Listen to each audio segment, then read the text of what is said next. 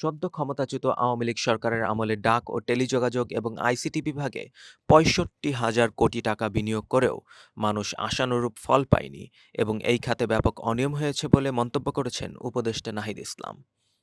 সোমবার ডাক ও টেলিযোগাযোগ মন্ত্রণালয়ে এডিপি বাস্তবায়ন অগ্রগতি বিষয়ক পর্যালোচনা সভায় ইন্টারনেট ও তথ্যপ্রযুক্তির বিভিন্ন আন্তর্জাতিক সূচকে বাংলাদেশের আগের অবস্থান তুলে ধরে তিনি একথা বলেন।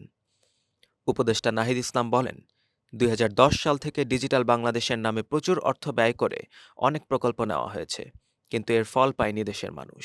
টেলিযোগাযোগ ও আইসিটি খাতে ২০১০-১১ থেকে ২০২৪-২৫ অর্থবছরে ৬৫,০০০ কোটি টাকা বিনিয়োগ করা হয়, যার মধ্যে তথ্য ও যোগাযোগ প্রযুক্তি বিভাগ ২৫,০০০ কোটি টাকা এবং ডাক ও টেলিযোগাযোগ বিভাগ নিয়েছে ৪০,০০০ কোটি টাকার প্রকল্প।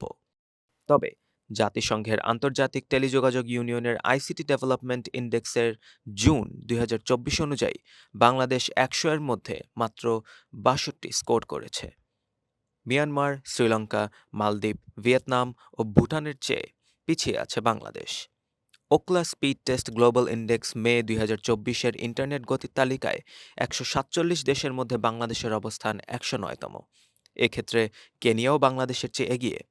ব্রডব্যান্ড ইন্টারনেট সূচকেও বাংলাদেশ অবস্থান ১০৮। তালিকায় থাকা দেশগুলোর মধ্যে ভারত, শ্রীলঙ্কা, ভুটান, রুয়ান্ডা, ঘানাও বাংলাদেশের ওপরে রয়েছে। আইএমএফের কৃত্রিম বুদ্ধিমত্তা প্রস্তুতি সূচকে জুন ২০২৪-এ ১৭৪ দেশের মধ্যে বাংলাদেশের অবস্থান ১১৩তম, যেখানে ভারত, শ্রীলঙ্কা, ভুটান, রুয়ান্ডা, ঘানাও বাংলাদেশের চেয়ে এগিয়ে।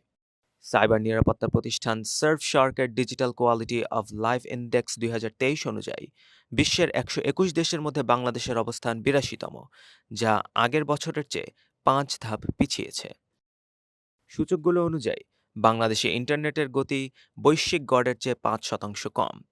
ই গভর্নমেন্ট সূচকে বাংলাদেশ তালিকার ৭৩-এ, যা বৈশ্বিক গড়মানের নিচে। ই সিকিউরিটি র্যাঙ্কিংয়ে ৮৫তম এবং ইন্টারনেট ক্রয় ক্ষমতার হিসেবে ৭৭তম স্থানে রয়েছে। মার্কিন সাময়িকী সিইও ওয়ার্ল্ডের এপ্রিল ২০২৪-এর প্রতিবেদন অনুযায়ী ফ্রিল্যান্সিংয়েও বাংলাদেশ পিছিয়ে রয়েছে। সেরা গন্তব্যের ৩০ দেশের তালিকায় বাংলাদেশের অবস্থান ২৯ নম্বরে, ভারতের পরে এবং পাকিস্তানের আগে। নাহিদ বলেন, এসব সূচক দেখে প্রতীয়মান হয় যে ডিজিটাল বাংলাদেশের প্রকৃত সুযোগ সুবিধা দেশের জনগণ পায়নি, বরং এই খাতে ব্যাপক অনিয়ম হয়েছে। তিনি আরও বলেন, প্রায় সব জায়গায় দেখা যায় নির্ধারিত সময়ে প্রকল্প শেষ হয় না। ১-২ বার সময় বাড়ানোর পরেও আবারও সময় বাড়ানোর প্রয়োজন হয়। তাই এখন যে কয়েকটি প্রকল্পের সময় বাড়ানোর কথা বলা হচ্ছে, তা যেন বুঝে শুনে বাড়ানো হয়। সভায় জানা গেছে, ডাক ও টেলিযোগাযোগ বিভাগের ৪টি দপ্তরে ২০২৪-২৫ অর্থবছরে মোট ৯টি প্রকল্প নেওয়ার কথা রয়েছে। এর মধ্যে বিটিসিএল ৫টি, টেলিটক বাংলাদেশ লিমিটেড ১টি, ডাক অধিদপ্তর ২টি এবং বাংলাদেশ সাবমেরিন কেবল পিএলসি ১টি প্রকল্প গ্রহণ করেছে। সার্বিকভাবে প্রকল্প পর্যালোচনায় দেখা যায়, ২০২৪-২৫ অর্থবছরে আগস্ট ২০২৪ পর্যন্ত জাতীয় অগ্রগতি ১.০২% এবং ডাক ও টেলিযোগাযোগ বিভাগের অগ্রগতি ৩.৮৪%।